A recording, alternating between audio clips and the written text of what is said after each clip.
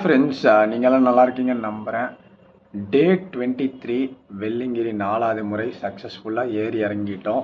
Weekends முழுக்கவும் Velliangiri ஏறி இறங்குற மாதிரி தான் போயிட்டுருக்கு. போன வாரம் மட்டும்தான் கொடைக்கானல் போயிட்டோம். அதுக்கு முந்தத்த வாரமும் சரி, அதுக்கு முந்தத்த வாரமும் சரி நம்ம ஏறி இறங்கிட்டோம்.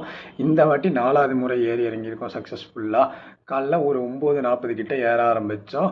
ஒரு 12:59 1 மணினே வச்சுக்கலாம். 1 மணிக்கு 7வது மலையில் உச்சி பூஜை பார்த்தோம். இதுக்கு முன்னாடி நான் பார்த்ததே கிடையாது. உச்சி பூஜையும் ரொம்ப சூப்பராக இருந்துச்சு. சாமி தரிசனமும் அருமையாக முடிஞ்சிருந்தது. ஆனால் டாஸ்க் என்னவா இருந்ததுன்னு பார்த்தீங்கன்னா, வெயில் ரொம்ப இருந்தது. பங்குனி 1 இன்னைக்கு தான் பிறந்திருக்கு.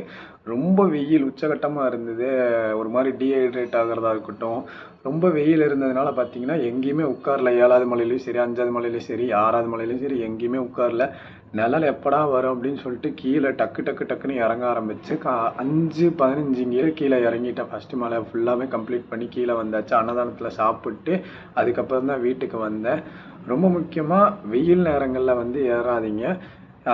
வெயில் தாழ ஏறதுக்கான வாய்ப்புகள் பிளான் பண்ணிட்டு போங்க. ரொம்ப கஷ்டமாக இருக்கும். ஏன்னா பங்குனியே இப்போ தான் இருக்கிறதுனால இன்னும் சித்திரையிலலாம் வெயில் ரொம்ப மோசமாக இருக்கும். அக்னி நட்சத்திரம்லாம் வரக்கான வாய்ப்புகள் இருந்துகிட்ருக்கு. அதனால் வெயில் டைம் போகாதீங்க. இன்றைக்கி நான் பட்டதை நான் சொல்கிறேன். ரொம்ப முக்கியமாக கிளிப்பிங்ஸ்லாம் ஆட் பண்ணுறேன். இன்றைக்கி என்னென்ன நடந்ததுன்னு. ஒவ்வொரு முறையும் ஒரு மாதிரியான அனுபவங்கள் இருந்துகிட்ருக்கு. என்னோடய வீக்கெண்ட்ஸ் எல்லாமே வெள்ளிங்கிரி பயணமாக தான் போயிட்டுருக்கு. அதுவும் ஒரு புதுவிதமான அனுபவமாக இருக்குது லைஃபுக்கு. ரொம்ப முக்கியமாக 4 முறை போனதில் நிறைய லெசன்ஸ் இருந்திருக்கு. நிறையா டேர்னிங் பாயிண்ட்ஸ் அங்கே கிடச்சிருக்கு. காடு, மலை, அது ஒரு மாதிரியான ஒரு விஷயம். அங்கேருந்து உணர்ந்தால் மட்டும்தான் அதை பற்றி உங்களுக்கு புரியும். அதனால் அதோட கிளிப்பிங்ஸ் ஆட் பண்ணுறேன். நீங்கள் பாருங்கள் எப்படி இருக்குது, என்ன மாதிரி இருக்குங்கிறத.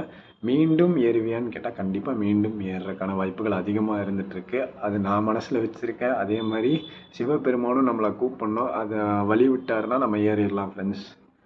Tata, bye by.